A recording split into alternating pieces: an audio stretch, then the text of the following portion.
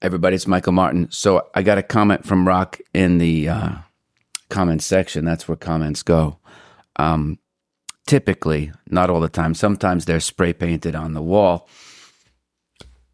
about, how do you go about designing a process that's good for you? So I think of it like shopping for a suit. There are some folks who like to get custom made shirts and suits. And then there are folks who, because of how they're built, are actually able to go to the store and buy something that kind of feels pretty good, but then has to have, you have to have it tailored a little bit, whether it's the waist or the inseam, length, get the jacket, get the sleeves. So that might be cheaper ultimately than getting something made from scratch. So it depends on your budget. And likewise with trading, so you can go to any of the big department stores and buy, a brand name suit and then have it kind of tailored so that it fits you better than it would off the rack. But also that implies is it, what's the color? Right? Is it worsted wool? Is it gabardine? Right? What's the thread count? What's the color? Is it 2-button? Is it 3-button? Right? Is it, for casual wear, like as a blazer? Or is it meant to be worn with, a shirt and tie? Is it double-breasted? Because if you're shorter, double-breasted suits make you look shorter, right? If you're bigger, they also don't look really good on big guys. So, having said that, do you want the pants cuffed also at the bottom? For example, so when I look at trading, it's very, very similar. What asset class are you going to look at, right? Because there's 4 or 5, right? There's bonds. You could trade bonds, not bond futures, but you could actually trade bonds.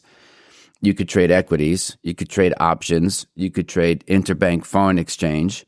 Then you could trade futures.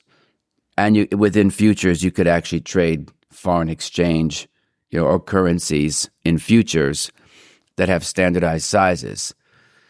So which of those is it going to be, right? How do you make that decision? Then what's your holding period going to be? What is your holding period going to be? Are you going to hold things in the short term, or are you going to hold them a little bit longer? Are you going to use leverage or not? In addition to, for example, like in futures, there's already embedded leverage. Holding period, what's your risk unit going to be? How much money are you going to fund the account? So there's a lot of those things that have to get done first. Then, as I've said before on the show, I think a lot of it actually comes to trial and error. Now, whereas you might be able to see a Discord or a tweet, or you can go to StockTwits and see certain types of styles, my guess is if you're in equity or interested in equities, you might have a certain interest in a certain sector of the economy. The good and bad of it is that you might look at, say, for example, the media putting a lot of attention on AI right now. You might be attracted to that sector of the economy because you think there are big gains to be had there. Well, where there are big gains to be had, there are also big losses to be had. So you have to be objective and smart enough to realize that if it was really easy, everybody would be doing it. You see? There are lots of factors that go into the marketplace. There's lots of politics too. For example, in the oil market, depending on what political persuasion you are, there are people who like to think that speculators can push around markets, especially the oil market. My belief is that is not the case, because anyone who's in futures knows that it's the cash market that drives futures, not the other way around. OPEC, for example, right now you've got crude around $70 a barrel. Saudi Arabia needs oil to be above 80 to kind of meet its growth numbers and what it wants to do in its economy and some of the projects that they're working on. So they're advocating to cut production. If you cut supply, prices are going to go up. Yes, speculators will stop being short, and they perhaps can add to the long side of things. But So you have to kind of deal with all that nonsense. Never mind the fact that futures trading and equities trading are they're similar if you're on the outside and you don't, you studied gender studies or something, you never took a finance class in your life. It all just looks like, hey, whatever these people buy, they're speculators. There's no math and science. You just put trades on and you make money, and it's always at a cost to everybody else. And that is not the case. The futures markets are really an insurance market. Where the equities market is secondary trading, of hot potatoes on some level. So we can talk more about that in another episode. But risk transference is one of the main aspects of futures trading. And that really has nothing to do with equities trading. So you have the philosophy and the understanding of how markets work that is going to also be part of your education, right? So again, no one said this was going to be easy. I can't say, go read this book. There are books that I like. Most of them deal with history, though, not how to trade. You've heard me say on the show that I think the best teacher of trading is you actually doing it. So whatever asset class you're interested in and whatever names you are, doing it with, think about how much money you're willing to lose to learn your craft, because there is a form of tuition. There's an emotional tuition and there's a financial tuition. The financial one's easy to understand. How much money can you put into a grub stake to fund a trading account? And then how much of that are you willing to lose? And I say willing because that needs to be a number you're comfortable with. Then you've got the emotional payoffs, right? How frustrated are you going to be if it takes several years for you to figure it out? Because that's a reality for many people, right? For me, it was over 4 years. I had other funding sources and other income streams, so I didn't have to trade with scared money. I didn't blow up, but I didn't figure it out as fast as I would have liked. But the journey made all the difference on some level, because I really got to learn what I liked. I got to learn what I didn't like. And through lots of trial and error, enormous amounts of trial and error, I got to really figure out with cold hard cash and bona fide numbers where I had skill and where I didn't. I didn't go to Wall Street and think that I was going to spend the majority of my time being, a commodity trader. That's just the way things fell into place for me. But I wouldn't have known if I didn't try. If I went in saying, I'm just going to trade the Dow components long and short, maybe I could have made money eventually doing it. But I was willing to try everything, and I was willing to invite a lot of failure, right? Because that's where you really learn about things. You have to learn about yourself in the process, and what are you willing to tolerate as you go through this learning process. For example, if you're watching the show, chances are you were a freshman at high school at one time. It didn't matter how much you went to bed at night and wished you could wake up and be a senior. It was just a matter of staying the course. One day it's going to happen, but man, there's a lot that's going to happen in between there that you might miss out on if you were so stuck in not being happy where you were. So you have to find a way to enjoy the process of learning, and just say every day you learn one new skill. Every day you find that there's one thing that you know how to do, but it's not compatible with who you are as a person. Because so much of this is about compatibility. Not only what are you interested in, but what can you actually pull off tactically?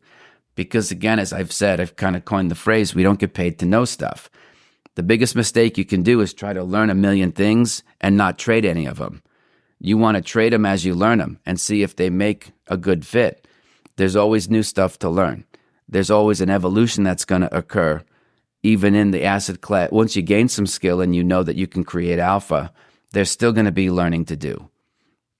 But what you don't want to do, again, if you have to figure out with your financial advisors, like what you can afford to lose and if trading even makes sense for you. So that's a decision that you'd have to make long before you even listen to this show.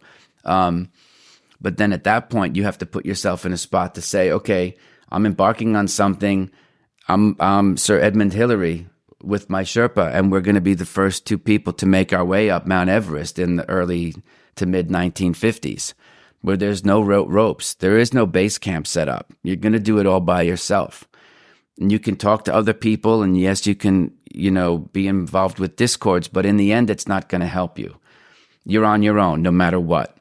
And to me, that would be a big first step, is to understand the philosophy of what it is that you're trying to do and what's the nature of the markets that you're trying to trade. Because it's like going to, another country where they don't speak English, right? That's what, in effect, you're trying to do here. You don't have any fluency in what it is that you want to do just yet. Now, you can develop it, but it's going to take time, right? It's going to take time, and you have to practice. So I would get used to that and be comfortable with that emotionally, because if you don't, you're going to hijack your own system and stunt your growth. Worst case, you could trade too big and lose your money, and then you've set yourself back even further. You see? So that's it. Otherwise, we'll get too specific, and I don't want to get into that right now. But I appreciate y'all being here. Trading's not easy. There are difficult times for everybody, even if you're a pro. And the question then becomes, how do you keep your emotions and your psychology in check so you don't force things, right? You have to go with the flow, right? And just ride the waves when you can. And if there aren't any waves and it's low tide, well, then you just got to sit on your hands and wait for the tide to change. So that's a huge part of it too. There's so many different parts that going into finding or designing a set of rules that you're compatible with. A huge part of it is knowing yourself, right? That's why, like, we have in the online coaching, there's like 10 lessons that speak to you getting to know yourself in addition to the how-to part, because it's that important. And no one talks about it because they can't sell it, right? That makes a lot of sense, right? So at any rate, that's my 2 cents. I always appreciate the comments and the questions. If there's more, you can reach out via email, if you want to just ask the question. I don't need the backstory, please. There's too much to read, and I'm too busy. But if you write in a simple question, I'll try to get to answering it as soon as I can. Appreciate you all being here, and I'll see you tomorrow. Okay, everybody, thanks for being here. Please take a minute, like and subscribe to the show. You could also leave a comment. I don't have all the answers, so it's good to get some feedback. Also, if you would like to support the show, check out the links below. You can get the free audiobook of The Inner Voice of Trading, and also information about the course that I teach with Victor Sperandio. Thanks for being here, folks. I'll see you tomorrow.